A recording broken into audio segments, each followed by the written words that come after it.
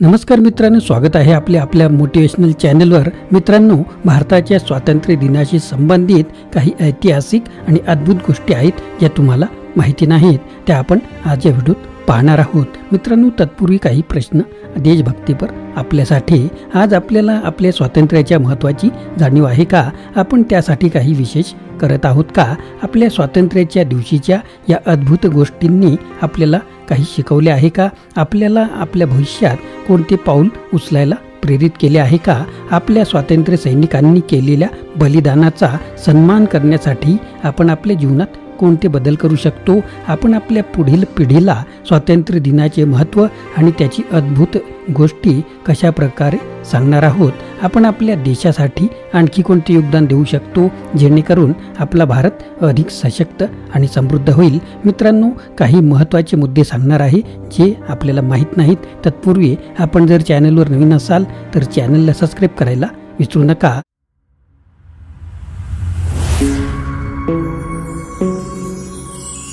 नमस्कार मित्रांनो, माझे नाव आनंद आहे आणि मराठी आनंद यूट्यूब चॅनलमध्ये आपणा सर्वांचे स्वागत आहे। पहिला मुद्दा, पंडित नेहरूंचा तिरंगा दिन। पंडित नेहरूंनी 15 ऑगस्ट 1947 रोजी लाल किल्ल्यावर तिरंगा फडकवला। हा त्यांचा एका ऐतिहासिक दिवसापेक्षा अधिक महत्त्वाचा क्षण होता। दुसरा मुद्दा, स्वातंत्र्याच्या दिवशी उडवलेले बलून। स्वातंत्र्य दिनाच्या दिवशी दिल्लीतील लाल किल्ल्यावर तिरंग्याच्या ध्वजाच्या बाजूला 1500 बलून उडवले गेले होते।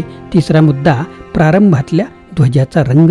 स्वातंत्र्य दिनाच्या पहिल्या ध्वजावर निळ्या रंगाच्या अशोक चक्राची जागा भूतपूर्व जर्मन ध्वजाने घेतली होती, जो नंतर बदलून अशोक चक्र ठेवला गेला। चौथा मुद्दा, माउंटबेटनचे शाही स्वागत। लॉर्ड माउंटबेटन ज्यांनी भारताच्या स्वातंत्र्याचे आंतरराष्ट्रीय निरीक्षण केले, त्यांच्या स्वागतासाठी आयोजित केलेले भव्य समारंभ आणि त्यांच्या रंगीत वर्णनाने भारतीय लोकांना मंत्रमुग्ध केले। पाचवा मुद्दा, गांधीजींची उपस्थिती।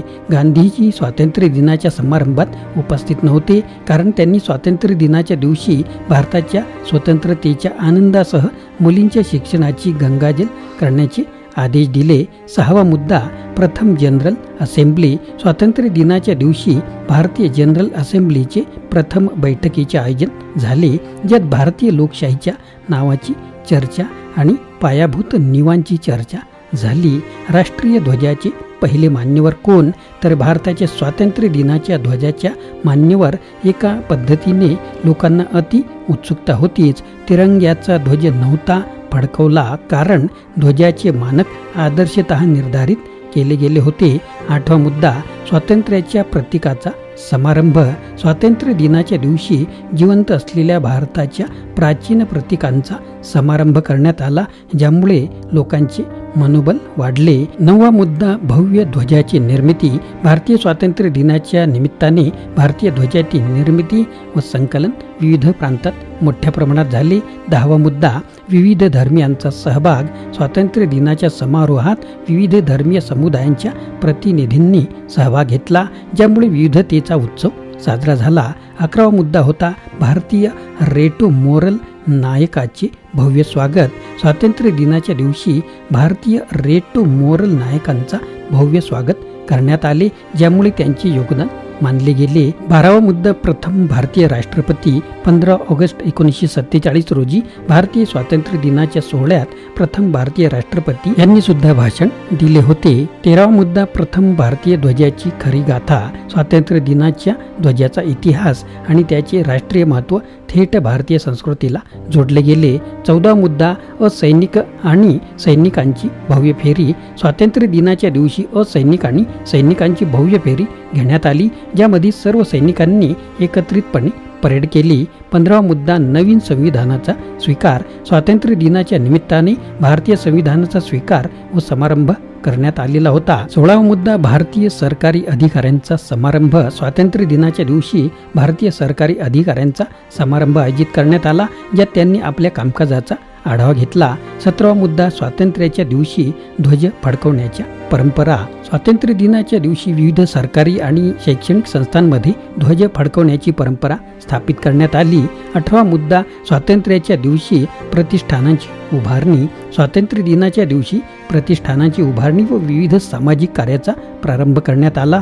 19वा मुद्दा स्वातंत्र्य दिनाच्या दिवशी सामाजिक संदेश. स्वातंत्र्य दिनाच्या दिवशी विविध सामाजिक संदेश देण्यात आले, ज्यामध्ये भारताच्या स्वातंत्र्यतेचे महत्त्व व अर्थ स्पष्ट केले गेले. 20वा मुद्दा तिरंगाच्या ध्वजाच्या विविध आकाराचे प्रयोग. तिरंग्याच्या ध्वजाचे विविध आकार व प्रयोग स्वातंत्र्य दिनाच्या दिवशी करण्यात आले, ज्यामुळे त्याचे विविध रूप प्रकट झाले. या माहितीच्या आधारावर तुम्ही स्वातंत्र्य दिनाच्या विविध गोष्टींचा अभ्यास करून त्याचा ऐतिहासिक महत्त्वसुद्धा समजून घेऊ शकता. ही माहिती ऐतिहासिक घटनांवर आधारित आहे आणि ती विविध स्रोतांमधून संकलित केली गेली आहे. संदर्भ म्हणून आपण काही स्रोतांचा विचार करू शकता, जसे की भारतीय स्वातंत्र्याचा इतिहास, स्वातंत्र्य दिनाच्या उत्सवाची माहिती, गांधीजींचे लेखन आणि विचार, लॉर्ड माउंटबॅटनच्या आठवणी, भारतीय ध्वजाचा इतिहास, स्वातंत्र्याच्या सुरुवातीच्या दशकातील परंपरा हे संदर्भ म्हणून तुम्हाला वापरता येतील. मित्रांनो, हा व्हिडिओ आपल्याला कसा वाटला नक्कीच कमेंट बॉक्समध्ये कळवा आणि नवीन असाल तर चॅनलला सबस्क्राईब करायला विसरू नका.